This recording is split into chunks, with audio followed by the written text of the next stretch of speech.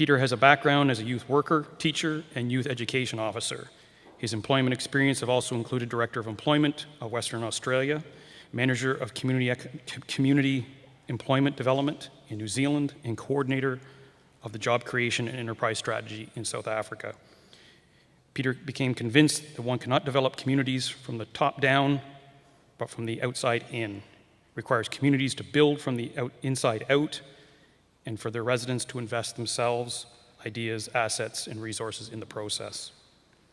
Peter's consulting work has resulted in assignments in 52 countries and all states of Australia. From 2004, Peter has spent part of each year working in a range of Middle Eastern countries and North African nations, assisting with the development of national youth strategies and policies. Peter was just telling me that he spent a considerable amount of time in Saskatchewan working with some of my CFDC colleagues, which is fascinating. So please, without further ado, would you please join me in welcoming our guest speaker.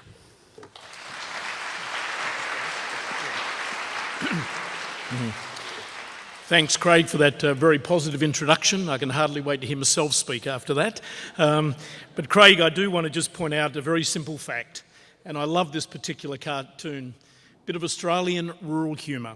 Good morning, I'm Alex Lowe. I'm the Seconded Special Projects Liaison Officer in the Regional Coordination Statistics Unit of the Rural Research Division of the Department of Agriculture. Yep, and I'm Bill. And I just want to identify with Bill in this cartoon. I love using that when I'm in the company of a group of academics and bureaucrats. Can I begin by saying what a pleasure it is to be here? But I do have several levels of apprehension about this afternoon. The first is, at any conference, this is always the graveyard session. Straight after lunch, that first day, and you're stuck with me. Secondly, it took me 36 hours to get here. It's a long way.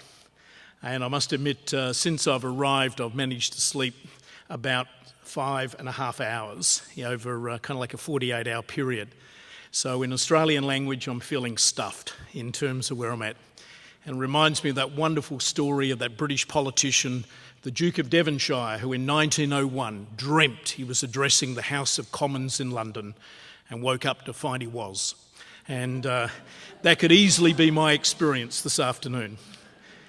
And thirdly, I don't know whether you've noted on the program, but you've allocated me 90 minutes.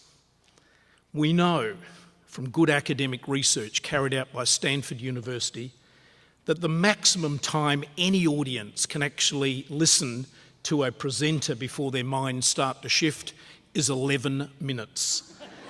You have allocated me 90 minutes. That's almost kind of like 8 times longer than what anyone is expected to kind of like cope with.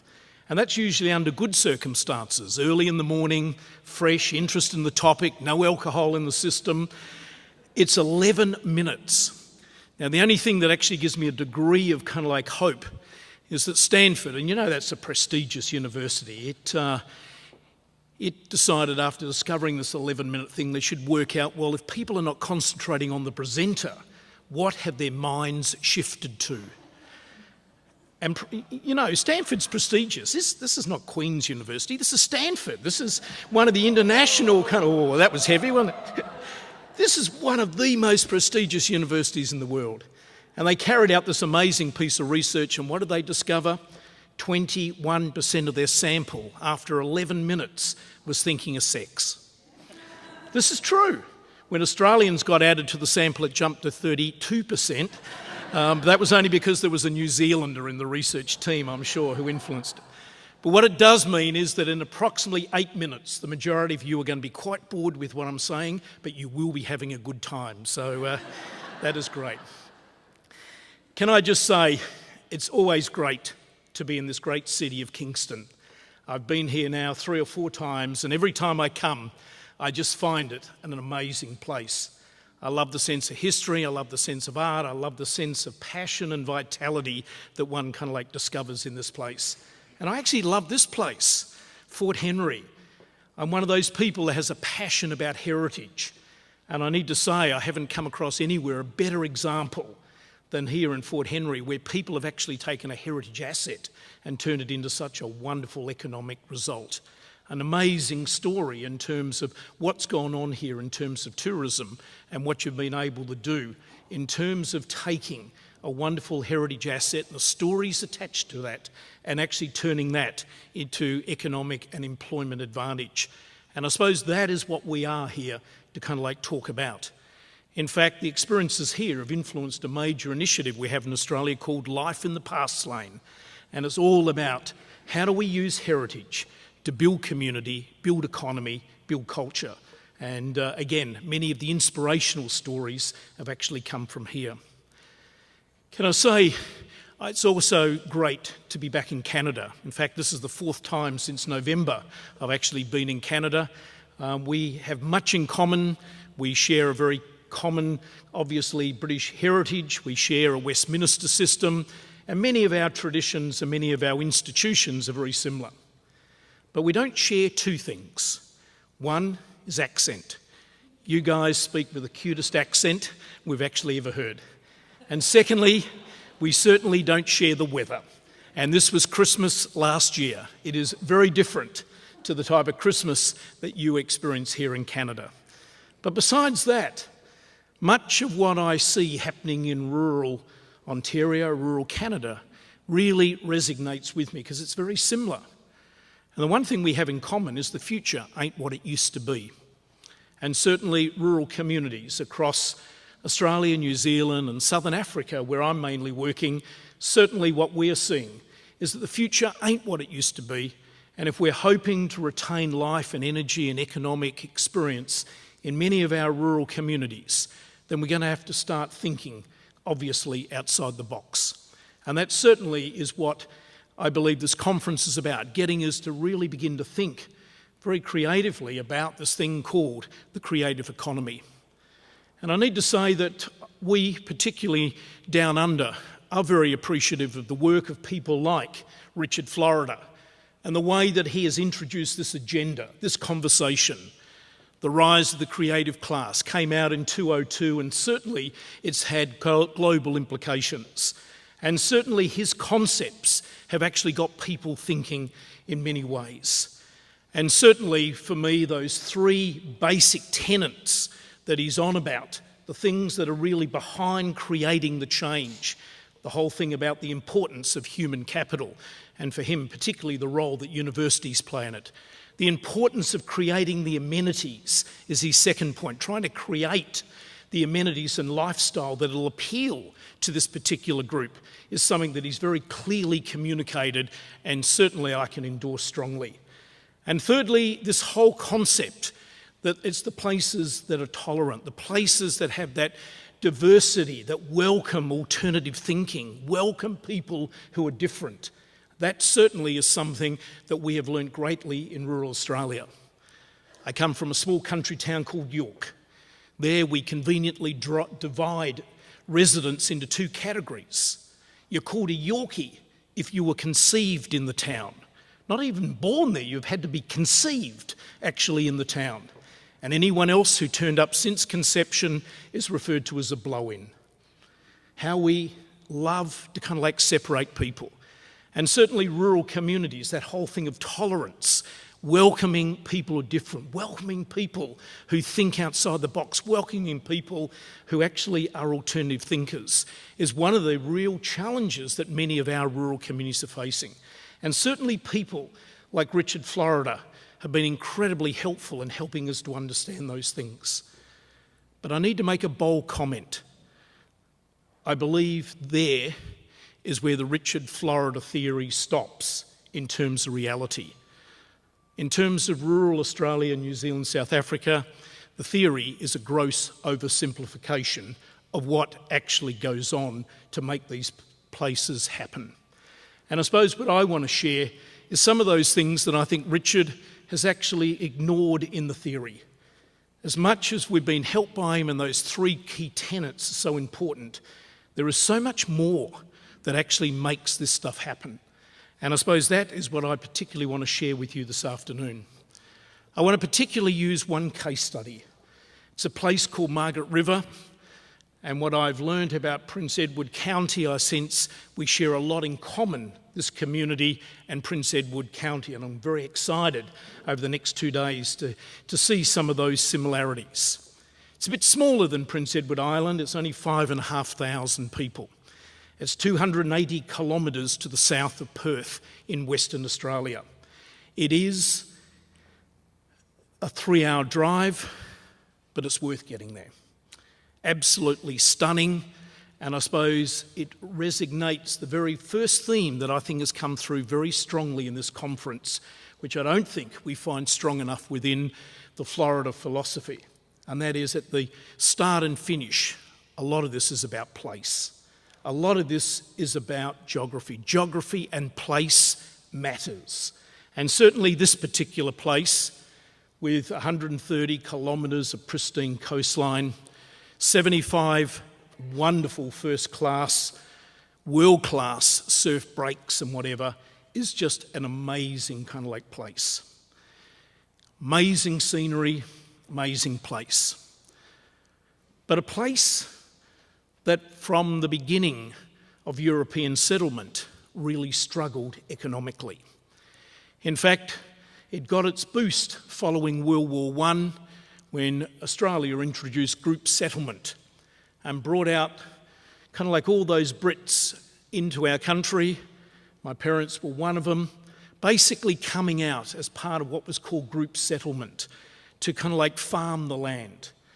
And 100 families were brought to this place called Margaret River to clear the forest and begin to create a dairy economy. They were ill-prepared, they were undercapitalised, they had very little understanding of farming, and in the main it was a total economic failure. And many of them, during the Great Depression, simply had to walk off the land. Margaret River continued through the 40s, 50s and into the 60s as a fairly poor, kind of like rural community. Its background continued to be a dairy industry and a timber industry, but generally a fairly poor place, like many of those southwest rural communities. But in the mid-60s, something happened. 3 major groups began to discover this place called Margaret River. The first was a group called Surfies. And from the mid-60s, Margaret River suddenly became known as one of the world's great places to hang out as a surfer. And so surfies started to come in to this particular place. With them, a second group started to arrive. They were called alternative lifestylers. And famous amongst them was probably one of Australia's most famous Olympians, a girl called Shane Gould, who in the Munich Olympics became the first woman to win in world record time and hold the world record for every major women's swimming event from 100 metres to 1,500 metres. At age 16, she became the Australian of the Year. But by age 17, all of that kind of like glamour had disappeared, and she turned up in Margaret River as one of these alternative lifestylers and captured. She was there. She was a committed Christian. She was there to be a missionary amongst surfers and dropped out totally from the world scene. But she symbolised these young people who were moving in. And the one thing that these surfers and alternative lifestylers shared in common was they had very little financial resources. And one of the things that we know is that the novelty of poverty does wear off after a while. And people start to begin to think outside the box. People realised they had to start making an economic living if they wanted to make this place home. And here was a group who were opting for what we in Australia refer as sea change and tree change, appealing to the landscape, the environment, and wanting to become part of that. And literally thousands of them poured into this place. And that was the first burst of creativity that happened in this place. And with them, they brought interesting skills. New galleries started up, alternative industries, particularly a really interesting food industry, started to emerge. And one saw the early signs of this creative economy, but it was coming from necessity, the need to generate some form of economic and income return to be able to enjoy the paradise that they actually had discovered. They were there because of the environment and the cheap housing, but they needed to kind of like begin to make a living. And a real interesting range of new enterprises started to emerge. And then in the late 60s, they were joined by a third group. Now, this group were a bit different. They were young professionals, mainly doctors, who also discovered this place and realised it had immense potential as a wine-growing region.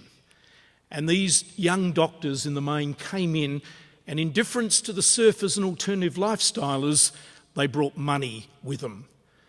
And subsequently, from the start of this guy called Tom Cowlty, who kicked off the very first winery, 48 wineries emerged around the Margaret River area.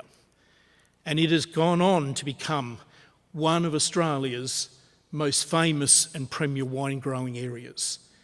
It only produces 0.56% of Australia's wine production, but it produces over 20% of Australia's premier wine.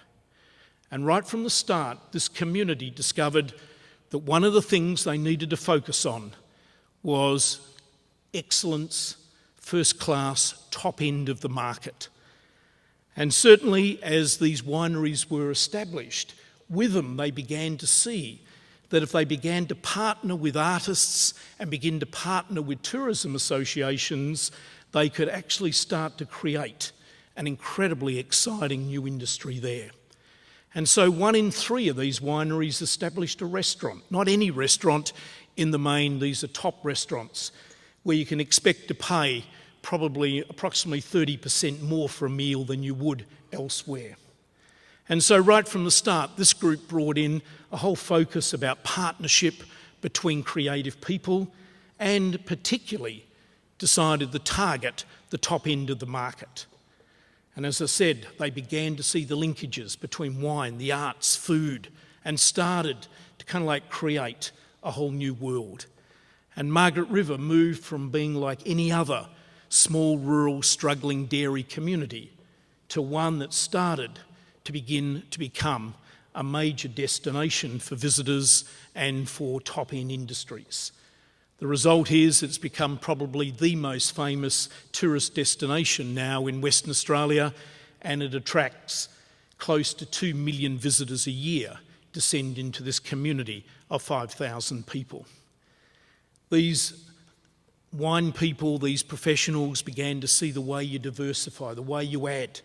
And one of the most famous, the Lewin Estate, back there in 1985, decided to create the Lewin Concert Series, which attracts well over 10,000 people sitting under the stars with amongst the vineyards, the kookaburras singing, and there they bring in top acts, Boz Scaggs, Tom Jones, you name it. Over that 27-year period it's been functioning, they've brought to that part of the world some top music acts.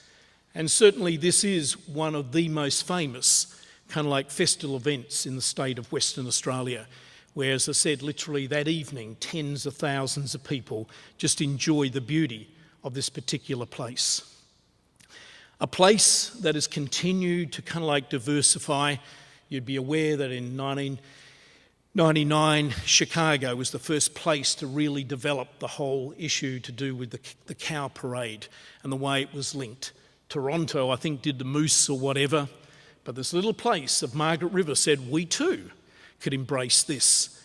And 12 months ago, it became the international destination for the cow parade.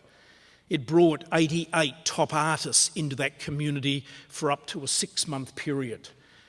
That one event generated on the side $25 million for charity, let alone the economic impact it actually had in terms of bringing people into that particular community. This is the new Margaret River that has evolved since the late 60s. And with it has brought these creative people, initially brought there because of environment, and then beginning to see this is a place where they can live out their skills. Scott Wise, one of the world's most famous kind of like producers of kind of like stringed instruments, a man who produces the most amazing French violins. You want one of his instruments, it's now approximately an 18-month wait to kind of like receive it. He is in such demand kind of like internationally. Where's he based? Based in Margaret River. And these two guys, cabinet makers who couldn't etch out a living on the main highway in the capital city of Perth. But they did share something in common. They were surfers.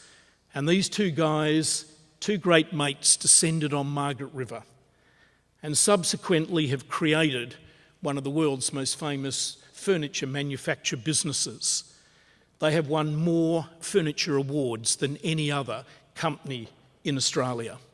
It is an amazing story where they have taken their environment, which has inspired them to kind of like live out that art. The day I sat and gathered their thoughts as part of my preparation for this case study, they had a phone call from an American in his private jet somewhere over the States ringing to book and order one of their $35,000 dining room suites. That's the type of business these guys are now engaged in. Back in Perth, on the major highway, they couldn't etch out a living as a cabinet maker. Here, they've kind of like done things that have made a difference. And I suppose what I'm interested in is, yes, there is the history, and one can see why people are there, but what's made this place work? And I suppose that's what I'm interested in when one looks at this creative economy. I'm less interested in definition, I'm more interested in what makes these places actually happen. And I suppose as one looks at Margaret River, there are 6 critical factors that I believe have been part of that experience that are worth thinking about.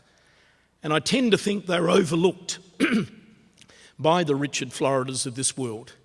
And the first is this one, and I do really commend the speakers we've already had today who have continued to remind us that place matters, geography matters. And certainly one of the things that we are finding is that you do need to offer an environment that is appealing. It is not just about amenity. The environment has got to be something that inspires. And I suppose this wonderful kind of like statement by Gary Bennett, one of those partners within Jar Rock, just so captures why so many people today are actually in Margaret River. It is a stunning environment, and the people that live there are intent on making sure they retain that quality of lifestyle and environment that they so often love. The other thing about these people is that they recognise that the most important age group in any community is that 20 to 40 age group. Why? Well, in the words of people like Gary Bennett, that's the group who are having babies, that's the group that buys houses, that's the group who are starting businesses, that's the group that are providing the coaches for the football teams and whatever. And so what we need to do is to make sure that environment, both physically and in terms of structure, actually caters particularly for that group. And so a place like Margaret River has got the most amazing after 6 o'clock night lifestyle that actually goes on. It's got the most amazing collection of restaurants and cafes and activities that are particularly appealing for this group. We're talking about a destination that's 3 hours from the capital city, and yet it offers in many ways a lifestyle and an attraction that equals anything you'll find in any suburb of the capital city. And a community that's very conscious that others from outside, i.e. state or provincial governments, can actually change all of that. And the great thing they're wrestling with at the present time is simply that the state government are keen on approving a coal mine within 15 kilometres of that town. It kind of like is in stark contrast to the whole branding and to the lifestyle and to the environment that they're wanting to have. This particular coal mine, if it goes ahead, will have a coal truck on its major roads every 9 minutes. You can imagine the dust, you can imagine the way that this will impact. But last weekend, over 1,000 people were marching in protest in this community of 5,000, saying, we need to retain that kind of like environment. It is the reason we're here, and we need to constantly work on it. The jobs that will come for a coal mine are not the type of jobs that we are wanting to kind of like promote. The second factor that I think is underestimated is this thing called local leadership. You know, back there in 1994, our federal government gave this group McKinsey & Co, an international consultancy company, $1 million to work out why certain regions in Australia were going ahead and other regions were falling behind. And at the end of that $1 million research exercise, they came up with a report that was actually summarised by these two sentences. I personally think it was worth $1 million to just get one of those sentences. And it's that one: given the task of rejuvenating a region and the choice of $50 million or $2 million and 20 committed local leaders, we would choose the smaller amount of money and the committed leaders. A major statement about the importance of local leadership in terms of what actually happens. This guy, Roy Powell, I would consider to be the best authority in Australia on small towns. For over 50 years, this academic from northern New South Wales has been studying small communities. And I love this statement he came out with not long ago. Nowadays, towns are really not so different from businesses. They need to keep recreating themselves. Not so many years ago, country towns were subject to general trends. They'd all do well or they'd all do badly. The picture now is very uneven. The successful towns are likely to be driven by people who are passionate and creative, who see an opportunity and go for it. You need communities with a bit of get up and go spirit. Some have it and some don't. And I suppose that's the best generalisation I know about small town Australia at the present time. Leadership matters. And in places like Margaret River, they invest in leadership. They recognise it as the most important factor in building healthy economies and healthy communities. And it's leadership that is actually asset-focused, leadership that is possibility, not problem-driven in terms of where things are at. That's the type of leadership that you find today in a place like Margaret River. But what I find interesting is that the leadership in Margaret River does not come from the municipality. In fact, things happen despite the municipality. That municipality doesn't have an economic development officer. That municipality doesn't see it as a priority to have an arts or cultural development person. And in fact, as part of my case study, over and over, the greatest challenge people found in Margaret River was what was coming from, or wasn't coming from, the municipality. So where does the leadership come from? Well, when one looks at Margaret River, there are three critical groups that have actually provided the civic leadership. They're all NGO or non-government groups. They're all membership driven. But the three of them have created in many ways the Margaret River that we actually see today. Arts Margaret River, been around for 35 years, driving the most amazing arts agenda in terms of what can actually happen. They operate a local cinema, they're constantly putting on world-class events. They foster collaboration between artists. They have provided true leadership to make sure the arts and the craft area is there. The Margaret River Tourism Association, that membership have built themselves a $1.7 million visitor centre and a national wine exhibition room that is kind of like first class. You'll not see a better kind of like wine information and sales area anywhere in our country. And where's it come from? A membership-based group who've seen they need to be out there at the top end. And finally, the Margaret River Chamber of Commerce. And those three groups have provided incredible leadership in terms of where it's actually had. And I suppose what it reminds me is you don't build communities from the top down or from the outside in. You build communities from the inside out. And essential and central to all of that is this thing called local leadership.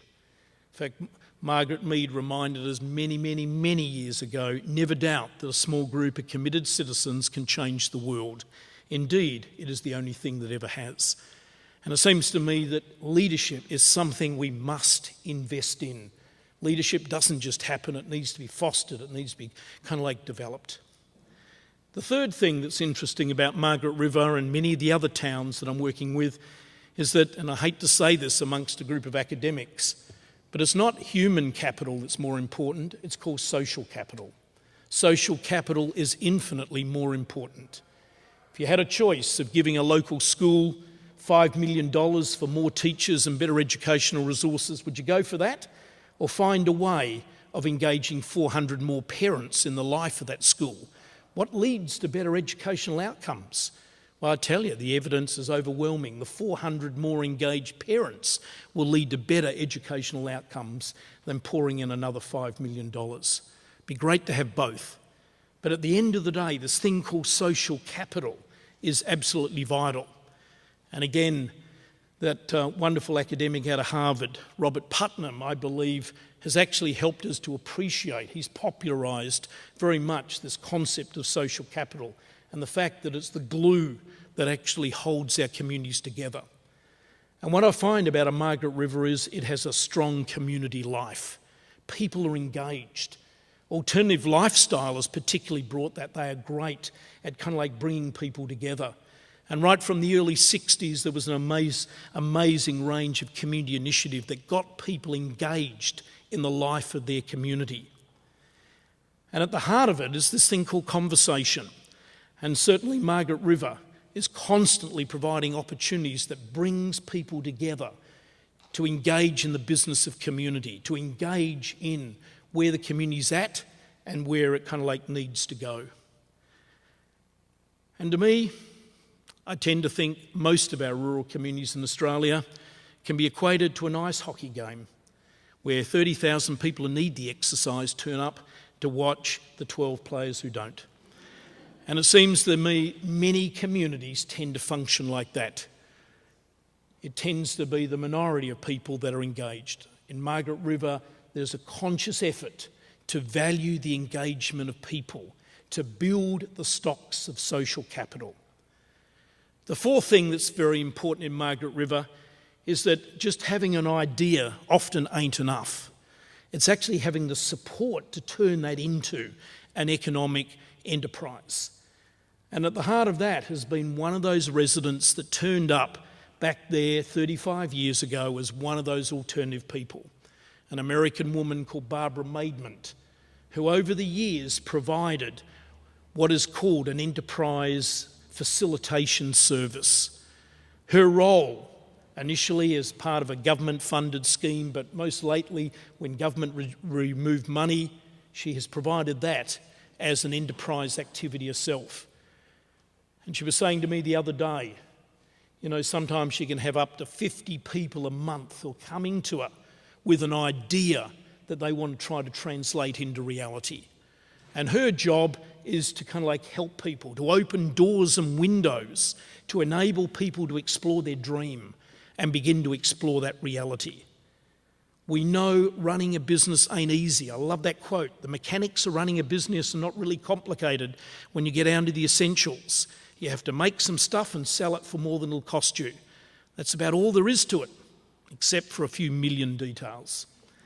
And it's how we help people get through those few million details. And having people in community who can actually open those doors and windows and begin to provide the clarity to help people explore. Particularly Barbara was influenced by this guy, and many of you might have heard him. He's now based in Edmonton, and he is from my hometown in Perth. Ernesto Ciroli, that Italian who out there, kind of like on the banks of the Zambezi in Zambia, discovered about how do you help people realise their dreams. And I love the quote, and that is the spirit of the type of enterprise facilitation service that Barbara actually provides. Haven't read his book, it's well worth reading, Ripples on the Zambezi. But I love what Ernesto said, the future of every community lies in capturing the passion, the imagination and resources of its people. And one of the most important things to invest in is facilitators who can enable that process to actually happen. A very good example of that type of process was a thing called the Fine Woodcraft Project, instigated by a resident of that region, Karen Keeley. She was a job placement officer working in an employment service. And one day she realised that she was really wasting her time. Why? Because there ain't any jobs. That area had seen the closure of a lot of timber mills, there was very high unemployment, and her job supposedly was to help people move into another employment option. And many of those jobs weren't there. But one thing she did notice is that through that whole region, there were over 200 people who were actually playing around with fine woodcraft. Wood sculptors, wood turners, 200 people. Many of them were operating at a hobby level. But there were a whole pile of people who would like to translate that interest, that talent, that skill they had in fine woodcraft into a business. And she created a project called the Fine Woodcraft Project. She called it a productivity project. She saw that her role was to help people take a hobby and help it translate. And what she provided through this project were all of those elements of facilitation. She created an incubator where for a very low cost people could come in and work with other people. She provided enterprise grants where people could actually test out and develop a skill. She recognised the market wasn't necessarily local. It was actually in Perth, it was in Sydney, it was in Melbourne. In fact, the Japanese had a preoccupation with Australia's southwest kind of like Jarrah products. Her job was to become an expert in getting it into those markets. She recognised for the Japanese that their packaging was actually as important almost as the product. She became an expert on helping woodies to kind of like develop. She developed a whole series of practical initiatives on the ground that helped people evolve their talent and skill in fine woodcraft. And what is amazing is over a 15-year period, the number of people, the number of jobs in the fine woodcraft industry cumulatively developed over a 15-year period. Do the sums. It's an amazing number of people. And products of that particular project are those two guys in Jar Rock, now Australia's most kind of like recognised performers and leaders in the fine woodcraft industry. Where did they get their start? It was with Karen Keeley and her woodcraft project, a great example of the type of support that people often need. The fifth important element is this thing called collaboration, networking and cross-promotion. How do we get people simply holding hands? And I think in the 21st century, collaboration is going to be one of the major concepts. I love this African proverb, if you want to go faster, go alone. If you want to go further, go together. And again, that's not a natural kind of like streak amongst many Australians, but helping people to begin to appreciate that we need to work on collaboration and networking. One of the guys who's done a lot of work in that area, who headed and initiated the permaculture, Bill Morrison, put it very well when he said, I can't save the world on my own. It'll take at least three of us. And it's that type of kind of like sense of togetherness that Margaret River has really become very much about. When one looks at how those vineyard people have linked with artists and with festivals and the way that that collaborative approach to community and economic development's happened, it's a major thing. And the final thing about Margaret River is what I'd call the tourism factor. The simple reality is that many of the people within the creative economy area require this thing. And for many economic development people, I think tourism can be actually a nasty kind of like word. It's almost embarrassing to almost see tourism as a serious industry, not like having a factory in town. But I need to say tourism is the world's biggest industry. It is the world's fastest growing industry. And certainly we know it can actually have a major impact in rural communities.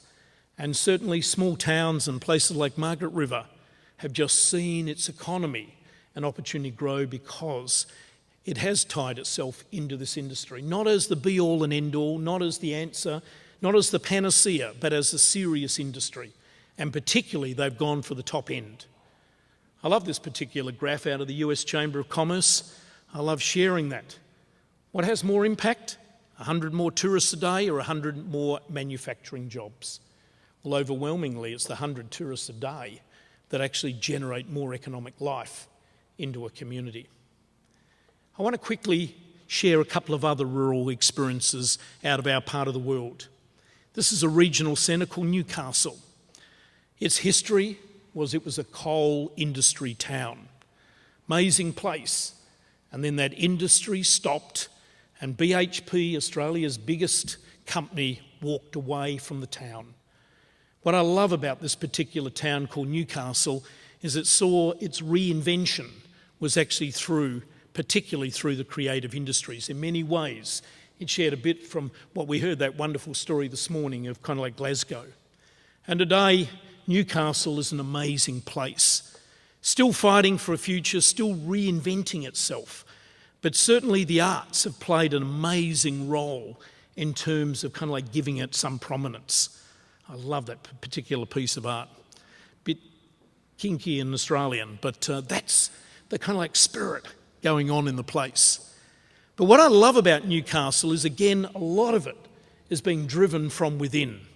And one of the groups and one of the initiatives I think I love, and I just want to share its story, is the thing called Renew Newcastle. This is a group of people focused on the creative industry side who recognised that they had in Newcastle the longest main street in the country. It goes on for 4 kilometres. But within that main street, there were 280 empty shops as part of that community's collapse. Those people didn't see that as a problem, they saw that as an asset, an incredible asset to be able to encourage and provide a place for people from the creative industry to move in. And so what have they done? They have done this amazing deal with all the owners of those properties saying, look, having an empty shop ain't a good way to sell it. Many of them were holding it as part of a redevelopment. They're saying it's just being kind of like vandalised. We have an answer. Why don't you provide short 1 month kind of like entry points for people from the creative industry? They pay a peppercorn rental. You know you can get them out within 30 days. And the group also overlay that with a free Wi-Fi network through that whole area. Just amazing to see what's actually happened. Close to 70 new businesses have actually moved in there. And the range of kind of like creative industry stuff happening within that area is just amazing. I use that as just an example of the type of practical community initiative that we actually need to see, a bit like the Fine Woodcraft Project, organic community initiatives from within who actually see a possibility and create doors and windows to enable people to happen. A New Zealand example, Tirau. This place is on Highway 1 in New Zealand, number 1 highway. One of those towns, though, you accelerate through rather than want to slow down, stop and get out and spend. One of the most boring communities you could actually seriously discover. But back 15 years ago, when people there used to have a competition to see which business closed the quickest on a Saturday lunch, meaning that by 12 o'clock Saturday there wasn't one business in the main street open until 9 o'clock Monday, a very boring place to live, particularly if you happen to be under 20. This place said, hang on, we're on Highway 1, what an incredible advantage. But we're just boring. We need to do something.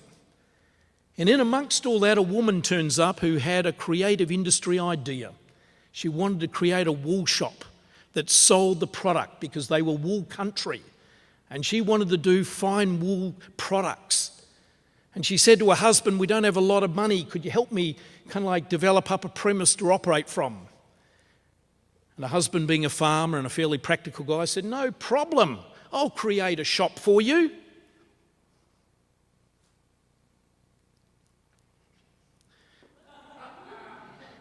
And he used corrugated iron to kind of like build a sheep. You got a wool business, well, what a better place to sell it as a landmark.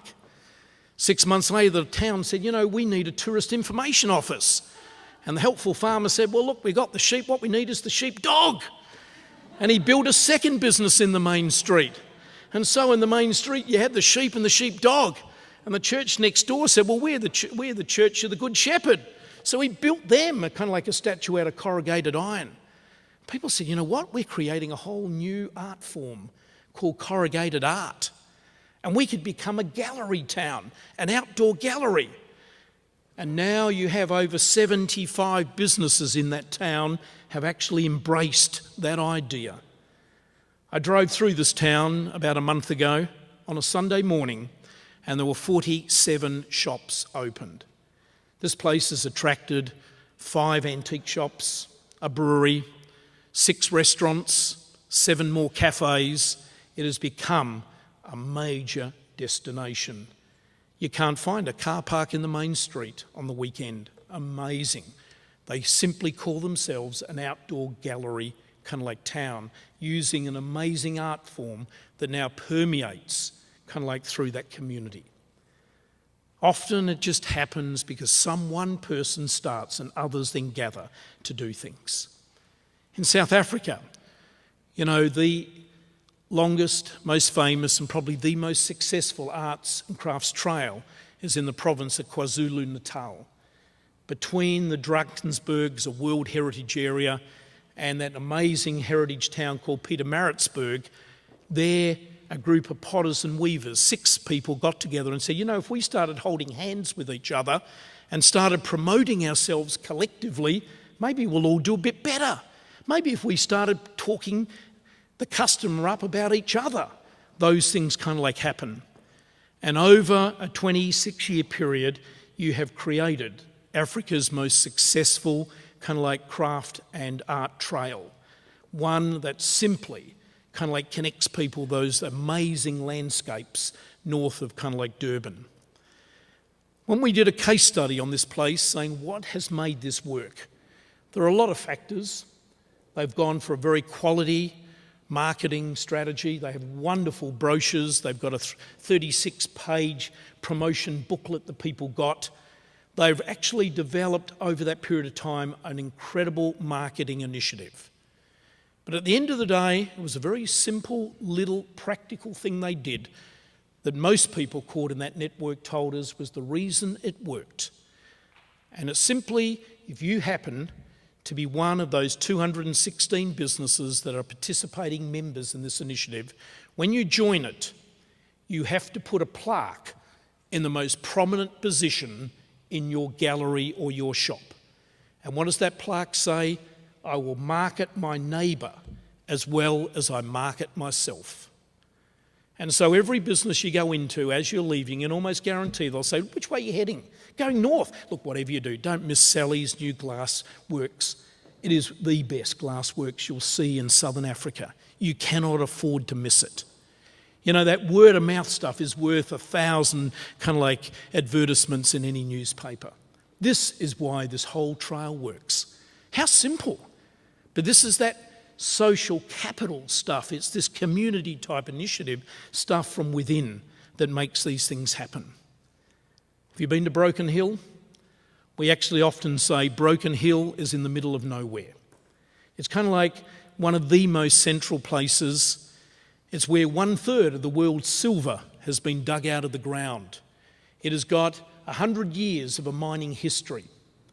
But it ain't what it used to be. That industry is in decline. And as people looked at how do you reinvent a mining community in the middle of nowhere, they turned to the creative industries. And what I love about this particular place is they recognised this is not Margaret River, this is not coast, but boy, do we have spectacular landscapes here that we can actually do something with.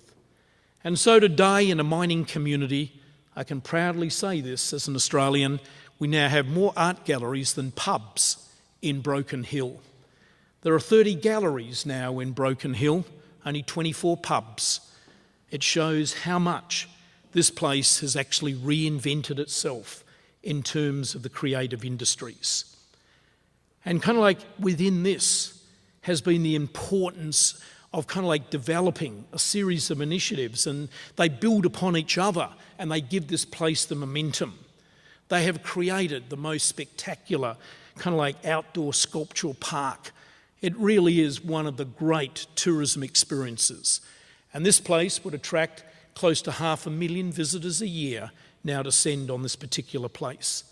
It's attracted some of Australia's most famous artists. Pro Art is probably one. He died just a few years ago, but is one of Australia's most famous contemporary artists. He found this was the environment, this was the community that he actually wanted to be part of and kind of like contribute to. And it's become a place, because of those landscapes, that it can promote itself as a major film destination. And over the last 30 years, we've had over 300 major films, including two that you're probably familiar with, Mad Max and Priscilla, which I'm sure all of you have thoroughly enjoyed, that captures the nature of Australians. That amazing kind of like Queen of the Desert kind of like film. But 300 movies. The latest initiative that they now are turning their old power station into a studio and a film precinct. It's going to create 1,000 jobs. It's estimated to generate in the coming 5 years $44 million back into the local economy. And where is that happening? In the middle of nowhere. Amazing example of when people begin to focus on what they have got, not what they haven't got, they can begin to do things with it.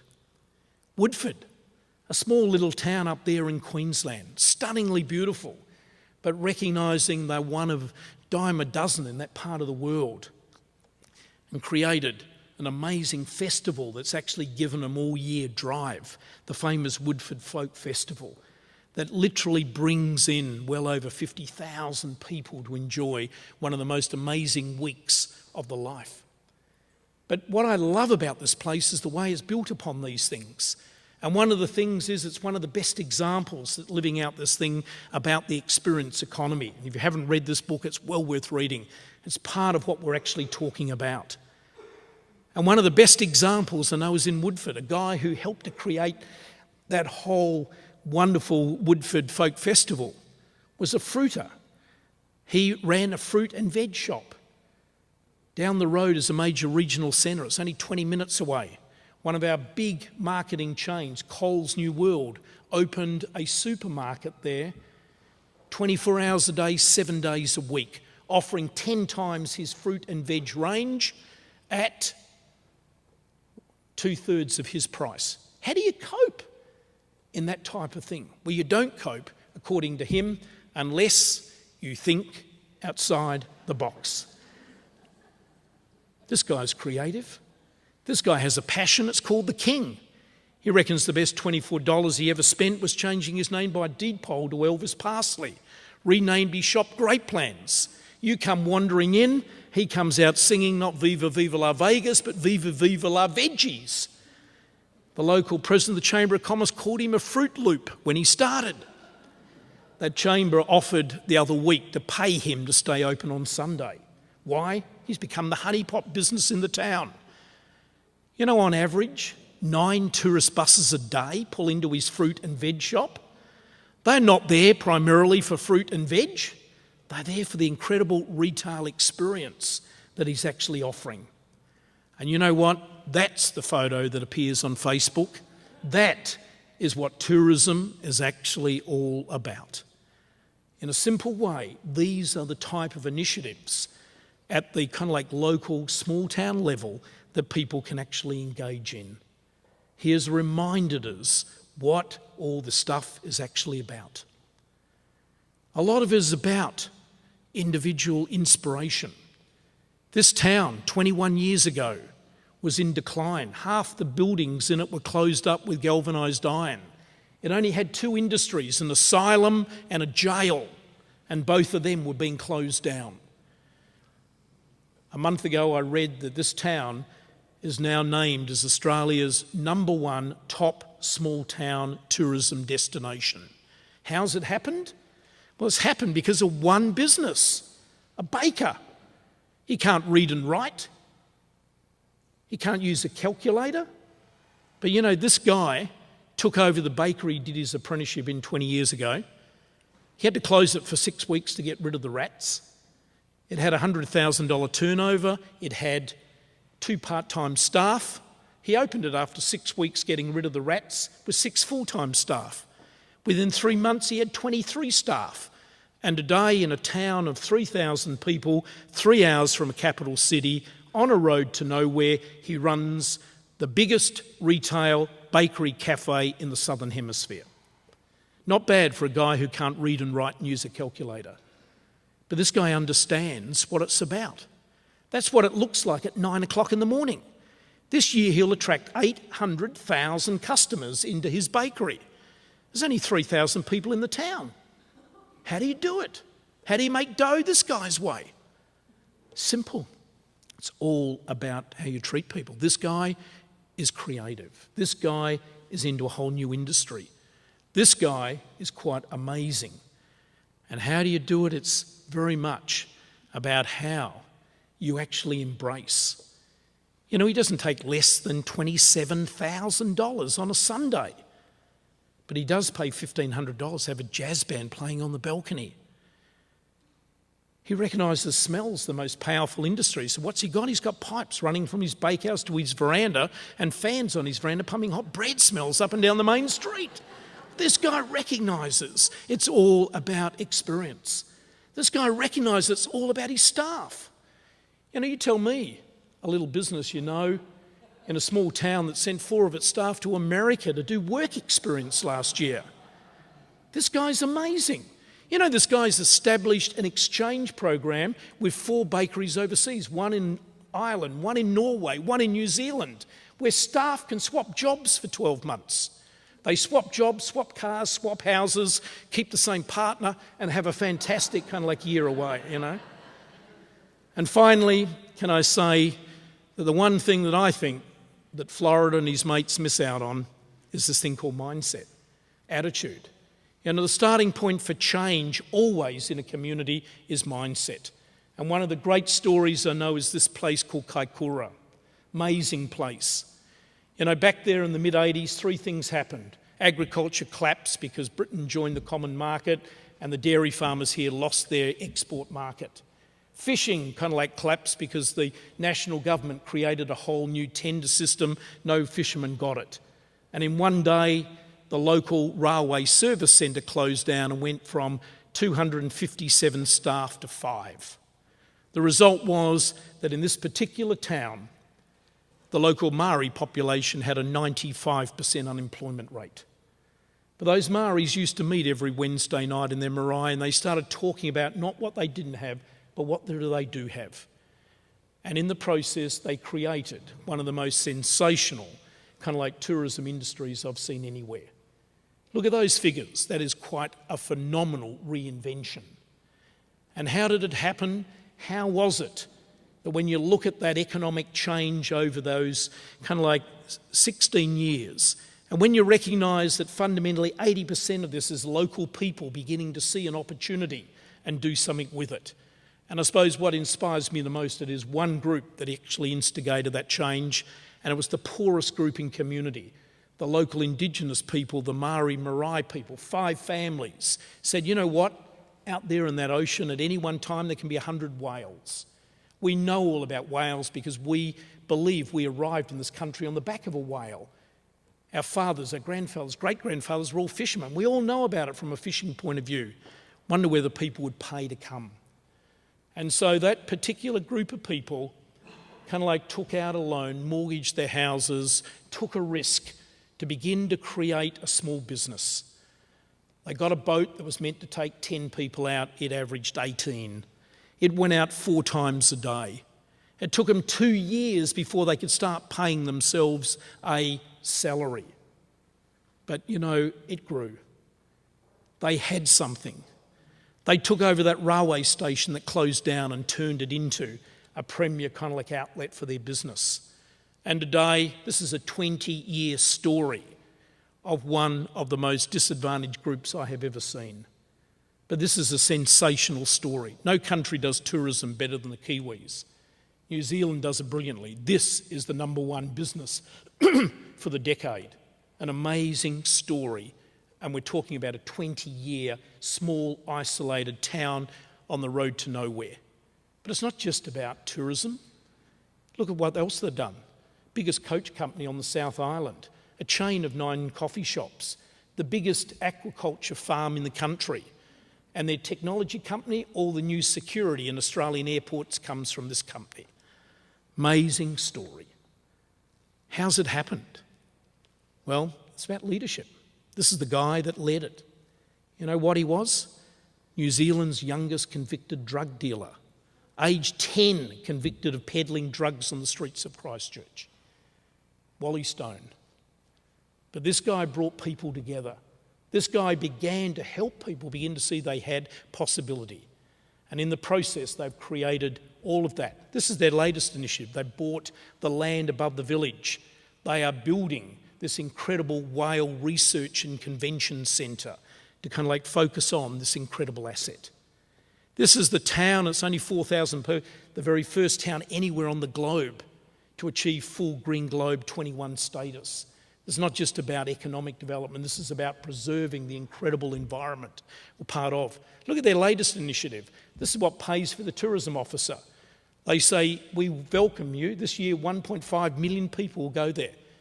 But your visit will have an impact on the environment. Why don't you leave behind something? You can buy a tree for $20 or $40.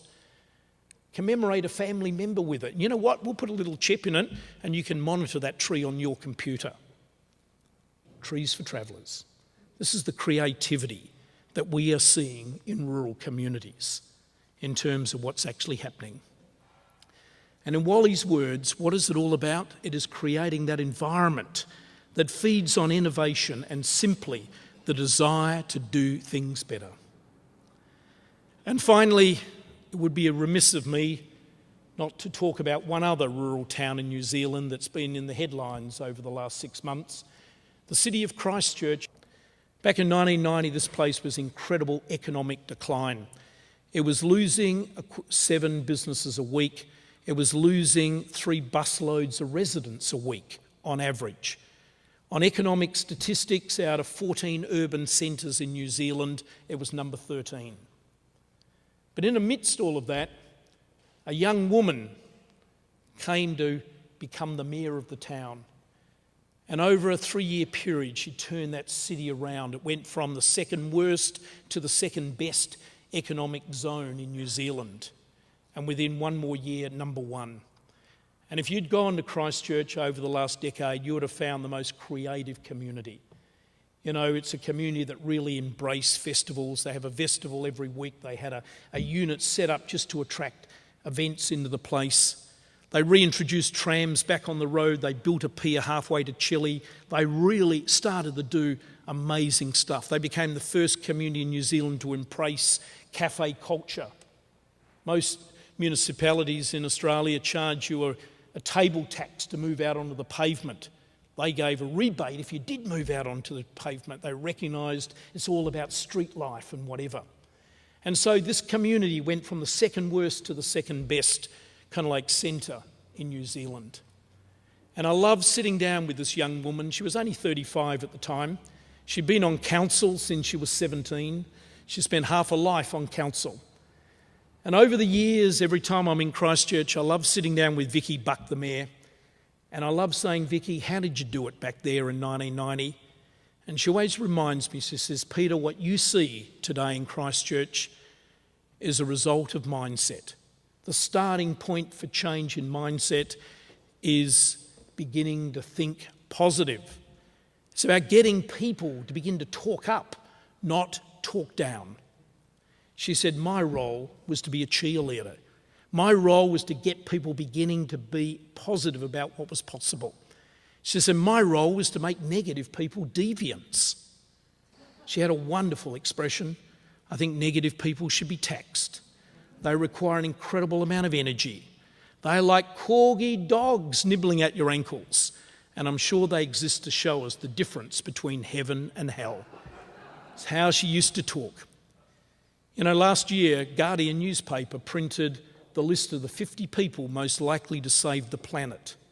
Vicky Buck was the only person from our region to be on that 50. Amazing woman.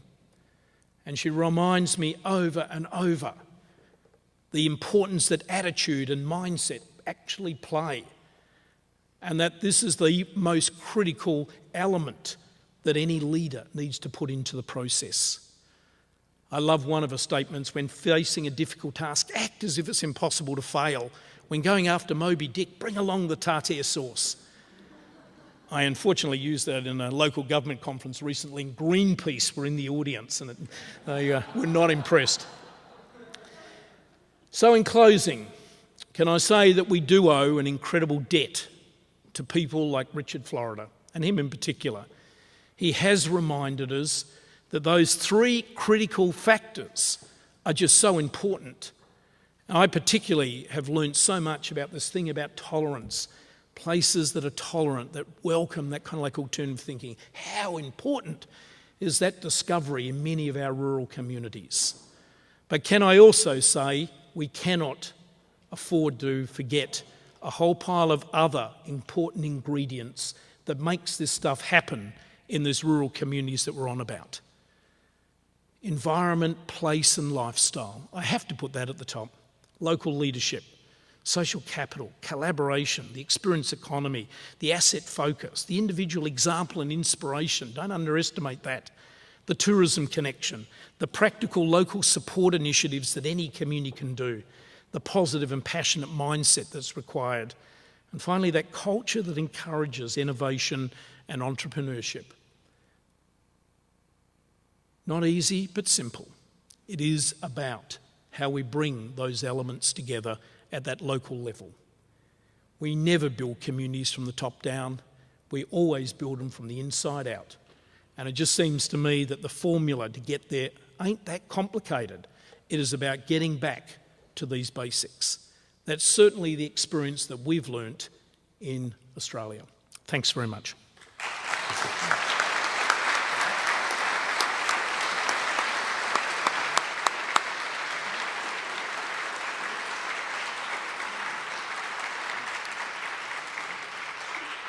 Thank you very much. Thank you very much, Peter.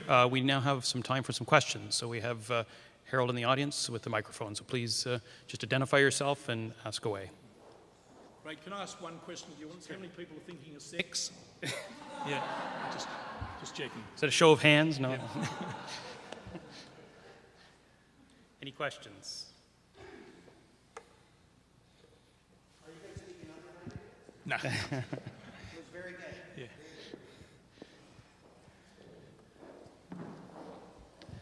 I was just wondering if the picture you showed from Christmas was put there as a self-fulfilling prophecy from the statement you made at the beginning.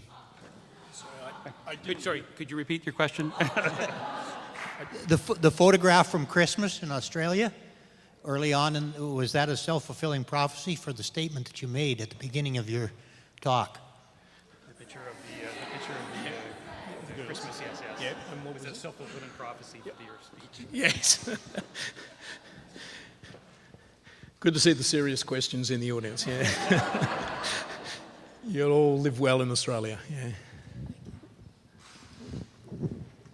Thank you, Peter. That was excellent. One of the issues that I think many of us face are when we're trying to generate new ideas and build are the jurisdictional issues of people owning different spaces. I mean that in a metaphoric sense, so that there's a difficulty in working together because potential loss of control, jurisdiction, whatever. Do you have any strategies or suggestions to improve the collaboration and what happened in some of these situations? Yeah, look, this issue of collaboration, getting people beginning to hold hands, it doesn't just happen naturally sometimes in many, and particularly in rural communities, there's kind of like vested interests. You've got to work at it. Most recently, I've been involved on an island off the coast of Australia. It's 2 hours into the Pacific, called Lord Howe Island. There's only 260 residents there, the 6th generation, but they're one step from Lord of the Flies in terms of how they function. And in terms of developing that community and economic strategy, it was an exercise in collaboration. It was about beginning to help people to realise that we could all achieve so much more, that the synergy of people holding hands and starting to work kind of like cooperatively and collectively together would actually do it. And I suppose, to me, the process was actually far more important than the product. The whole exercise in coming up with that strategy was actually an exercise in building collaboration. And it didn't come easy. I mean, we fundamentally, in a 2-week period, probably had over 50 conversations in different ways. We found excuses to get people together. The other ingredient that we found so vital comes back to my mate Vicky Buck's stuff. It's actually about getting people to start with the positive, not the negative. It's about having ground rules that cut out all of that crappy negative stuff as soon as possible. It's about actually getting people to focus on the future and stop debating the past. I mean, it's one of the huge problems we have in rural Australia, is that people constantly want to keep debating the past and try to find and allocate blame for who made things not happen or whatever. Again, I think it's about the processes that we actually put in place that actually begins to convince people, and it can take time, that collaboration is just so important. And thirdly, I'd say it's about finding those practical things. You know, that little example I quoted from the Midlands Meander of simply getting people to recognise, and that was if you want to be a member, that's what you had. And every day you faced that plaque and it reminded you. Now, my mate Tom, the baker in Beechworth, it's just absolutely amazing how he functions. You know, you walk into his bakery and he has placemats on all of his tables. They don't talk about the Beechworth bakery. What do they talk about? The other 6 businesses in town that you must visit before you leave. Every loaf of bread goes out of that bakery telling you the 7 things you can't miss in Beechworth. Now imagine if every business did something like that. Could you imagine the lines running to each other? You know, we get into all of the stuff about economic development. Often, let's get back to the basics. It's about getting this collaboration going. It's about finding practical ways that actually do it. I was recently in a town, they wanted me to talk about why people didn't stop and spend. Well, I did a photograph of the main street. I didn't have to say much more. But one of the things is that when you went to the toilet, there was a huge sign telling you the 9 things you couldn't do in their park. You know, that negative mindset. Where's the sign telling you the 9 things you could do?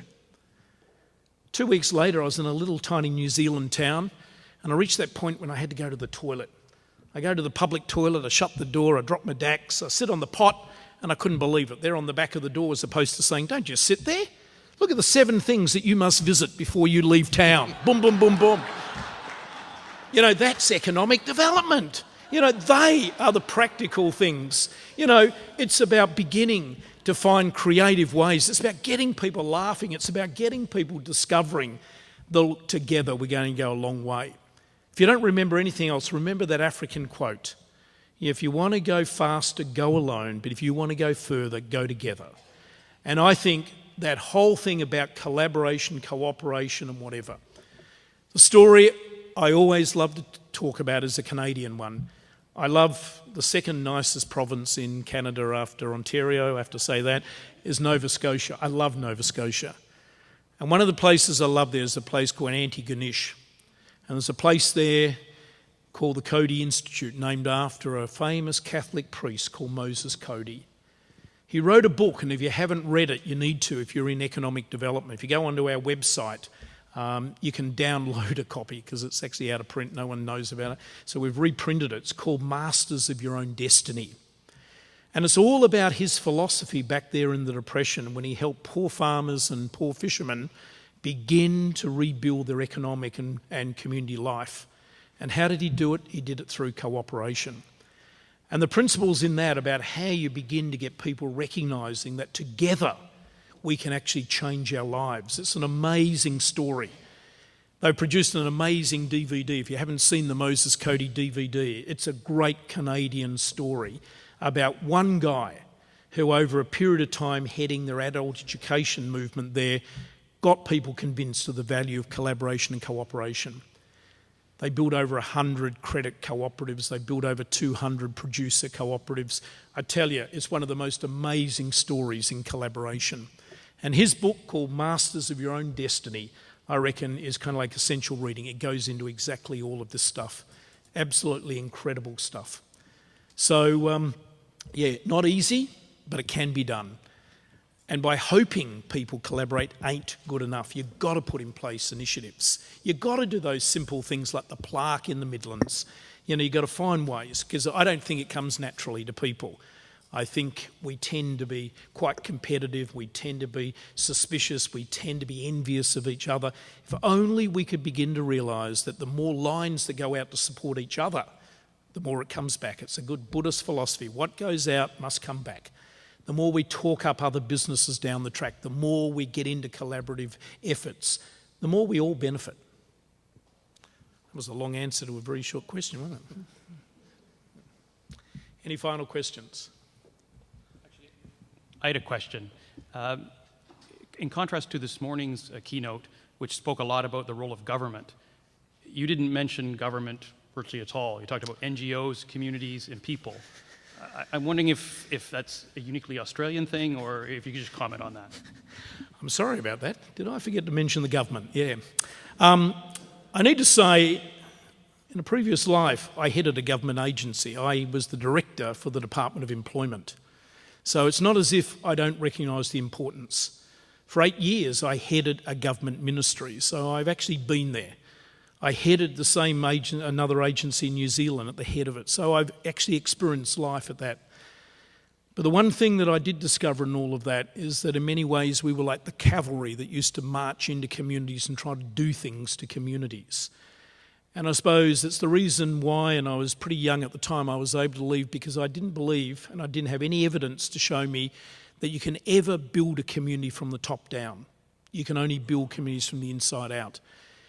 There's a role for government. It's about creating the culture. It's about creating the support. It's about creating that supportive stuff. But at the end of the day, what we've above got to do is to recognise if things are going to change on a permanent, sustainable basis, it's got to come from within. And I suppose that's where I'm today committing all of my energy. I don't deny the efforts, and I welcome that supportive thing, and I have many, many friends who are allies within our government structures. But at the end of the day, if I have to decide where I put my energy, it's with the residents who actually live in those communities and about getting them to do it. One thing that's happened in Australia because of our whole approach to this top-down, outside-in approach is that we now have a whole heap of communities out there in rural Australia who can't do anything unless someone else pays for it. Can't do anything unless they get a government grant to do it. I was in a rural community the other day giving a talk and getting people fired up, and then one of those buggers, we call them members of the Folded Arm Brigade that always sit at the back, yelled out, "Where do we get a grant to become sustainable?" Almost a contradiction in terms. And I suppose what I'm interested in is building the resilience of community people, building kind of like processes that actually get people recognising they need to be masters of their own destiny, as Moses Cody there in Nova Scotia preached so many years ago. And I suppose what I'm opposed to is the way that government tends to come in and tries to get people dancing underneath all of the things. People don't need more programs. What people need is support to begin to discover that within there's often the resources to do things. What government needs to do is to be that kind of like backstop. I'd love to see government leading by stepping back, providing supports but allowing that creativity to kind of like emerge and whatever. Most government agencies, and I was a classic, we should never have been called the Department for Employment. We should have been called the Department for Unemployment, because that's what we focused on. The Health Department should never be called the Health Ministry. It should be called the Ministry for Sickness. Again, governments love to focus on needs, problems, and whatever. I'm interested in trying to build communities focus on assets, capacities, and resources and possibility. So a lot of what I'm on about is actually contradicted by a lot of what I see happening. But despite that, there still is a role, there still is important for a role to create the culture, the environment for people to flourish. And if they can do that, I am a great supporter of their efforts. It's when it gets corrupted by the political process and whatever, and I see people forced to dance continually to changing political fortunes, and I see communities becoming so dependent and hopeless, I wonder why. And often I think governments have got to take some responsibility for that. So those of you in the audience who happen to be a good public servant, I just encourage you to remember those words: be a public servant. I welcome your partnership in all of it. But if things are going to happen, realise the leadership must come from within. A question down front here. Thank you. First of all, congratulations. My question is about the one important ingredient that you mentioned, tolerance. How to build a tolerance environment around the cities. Can you give us an example, please? Sorry, Tolerance, I'm about having tolerance. a bit of trouble just hearing An from example of for tolerance and how to build. Oh, the example of tolerance. Yeah.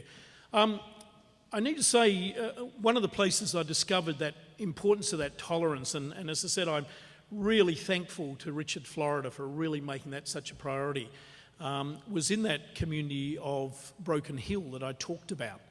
One of the reasons why that creative industry and arts industry was able to emerge there is, I believe, it's got a long history of being a very multicultural community.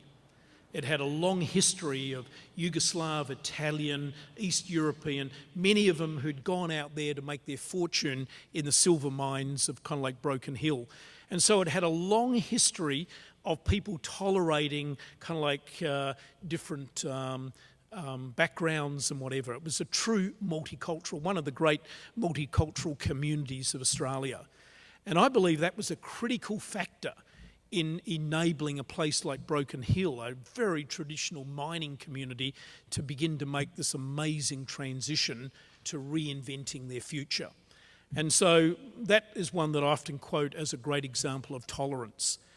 My own hometown, which is actually near Margaret River, is a place called Bailing Up, where I initially spent my time. And again, I learnt there. We were a small community of 400 people. We were initially a dairy community. Many of the farmers had converted to beef when beef prices all collapsed. In came the forestry and bought up a lot of the land because of its productivity and planted pines. And so we suddenly lost 80% of our farms and whatever. But what is interesting is in all of that, the largest commune in Australia turned up on one of the farms in Bailing Up, called the Universal Brotherhood. 300 people living on a 2,000-acre farm. They were connected. John Denver flew in there. He was part of all that stuff and whatever. And I suppose as a young guy in that community coming from another side, it actually, I think, really helped that community, which today is a mini Margaret River. The creativity in Bailing Up is amazing. It attracts constantly people who want to move to that community because it's an arts community. It's got some of the most incredible food industries happening there, health production. There are people doing the most amazing things. And I often think, how did it happen? We were just this dairy, small, typical town like many others. And I need to say, I actually think the Universal Brotherhood enabled all of us to begin to become very tolerant. They had bizarre beliefs. They kind of like believed things that many of us couldn't. But they actually, the way that they were tolerant, the lifestyle they lived out, it collapsed after 8 years, but there's still many of them there.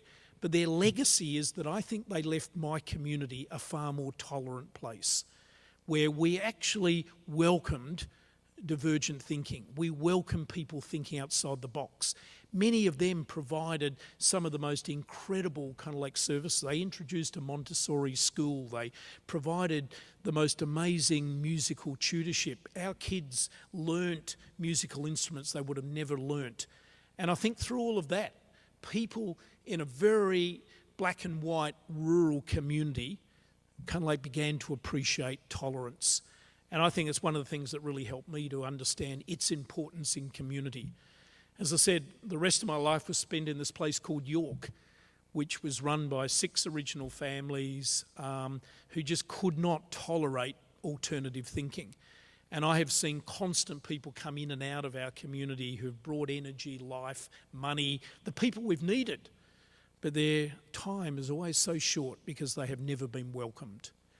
And if there's one area that I've tried to work with my own community is that if we're going to have a future, we need to be a welcoming, inclusive community. We actually got to make everybody feel a somebody in that community. And my experience in many rural Australian towns is that is a fundamental issue they've got to wrestle with. We have to become far more tolerant to alternative thinking. And I think on actually out of time, so would you please join me again in thanking Peter for a wonderful speech?